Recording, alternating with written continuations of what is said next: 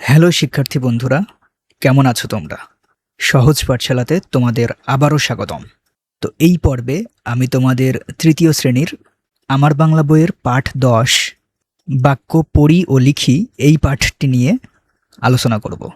অর্থাৎ এই পাঠে আমরা কিভাবে সঠিক শব্দ ও যতিচিহ্ন ব্যবহার করে সুন্দর সুন্দর বাক্য পড়তে ও লিখতে হয় সেটা শিখব।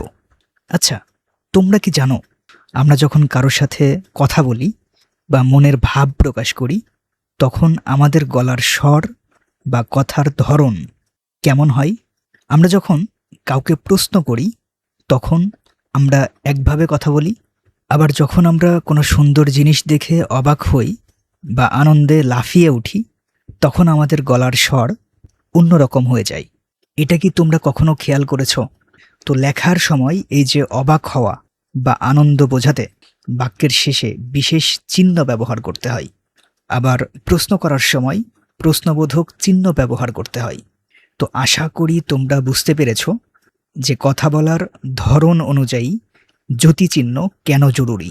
তো চলো এবার আমরা সরাসরি আমাদের বইয়ের পাতায় চলে যাই এবং দেখি এগুলো কোথায় কখন কিভাবে ব্যবহার করতে হয়। তো খেয়াল করো, তোমাদের বইয়ের প্রথমে এখানে লেখা আছে পড়ি। তো এখানে একটা ছবি দেওয়া আছে যেখানে একজন মামা তার ভাগ্নের সাথে হাসি মুখে কথা বলছেন। তো চলো আমরা বাক্যগুলো পড়ি।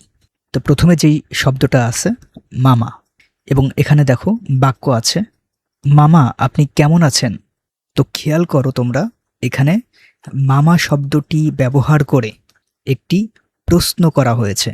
এজন্য এই বাক্যটার শেষে তোমরা খেয়াল করো আমরা একটা জিজ্ঞাসা চিহ্ন দিয়েছি বা প্রশ্নবোধক চিহ্ন দিয়েছি, কারণ এখানে আমরা মামাকে জিজ্ঞাসা করছি যে মামা আপনি কেমন আছেন। এরপর দ্বিতীয় শব্দটা দেখো চাচি। এখানে বলা আছে চাচি আপনাকে অনেক ধন্যবাদ। তো এটি সাধারণ একটা কথা বলা হয়েছে, এখানে কোনো যতিচিহ্ন অর্থাৎ জিজ্ঞাসা চিহ্ন বা অন্য কোনো চিহ্ন এখানে ব্যবহার করা হয়নি। এরপর দেখো বন্ধু। বন্ধু তোমার বাড়ি কোথায়? দেখছো, এখানেও আমরা জিজ্ঞাসা করছি, দ্যাটস ওয়াই আমরা এখানে প্রশ্নবোধক চিহ্ন ব্যবহার করেছি। এবার এর নিচে লেখা আছে লিখি এবং প্রথমে লেখা আছে আপা। আপা আমি আসতে পারি? তো একইভাবে এখানে তোমরা খেয়াল করো, এখানেও প্রশ্ন করা হয়েছে, এজন্য আমরা প্রশ্নবোধক চিহ্ন দিয়েছি। দেখছো, এরপরে আছে স্যার। তো এবার স্যার দিয়ে আমরা একটা সাধারণ বাক্য বানাবো যে স্যার আপনি অনেক ভালো পড়ান। তো এটা একটা সাধারণ বাক্য, এজন্য আমরা কোনো জিজ্ঞাসা চিহ্ন বা অন্য কোনো যতি চিহ্ন ব্যবহার করি নাই। দেখছো, কিন্তু আমরা যদি এখানে লিখতাম স্যার আপনি কেমন আছেন, তখন কিন্তু আমরা প্রশ্নবোধক চিহ্ন ব্যবহার করতাম, কারণ এটা স্যারকে জিজ্ঞাসা করা হচ্ছে যে আপনি কেমন আছেন।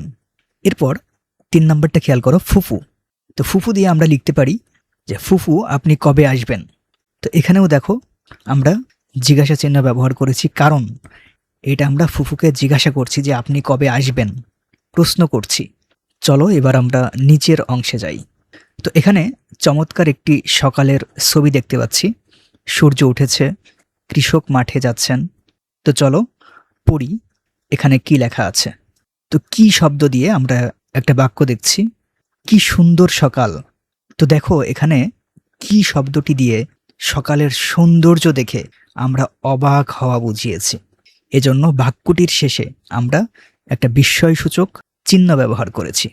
দেখছো, মানে অবাক হয়েছি। এরপরেরটা হচ্ছে বাহ শব্দ দিয়ে, এই যে বাহ দারুণ খেলেছো।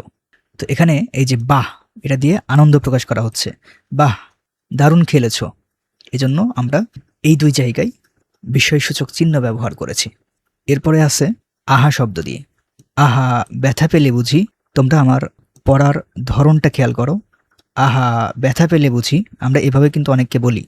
তো এখানে আহা শব্দ দিয়ে আমরা কারোর কষ্ট পাওয়া বা সমবেদনা বোঝাচ্ছি। তাহলে আমরা এখানে দেখলাম যে কোনো কিছুর সৌন্দর্য দেখে আমরা অবাক হচ্ছি, এজন্য আমরা বিস্ময়সূচক চিহ্ন ব্যবহার করেছি। এরপরে আনন্দ প্রকাশ করার ক্ষেত্রে যেমন বাহ দারুণ খেলেছো, এখানে আমরা বিস্ময়সূচক চিহ্ন ব্যবহার করেছি। এবং শেষে আমরা দেখলাম যে কারোর জন্য কষ্ট পাওয়া বা সমবেদনা বোঝাতে আমরা বিস্ময়সূচক চিহ্ন ব্যবহার করলাম।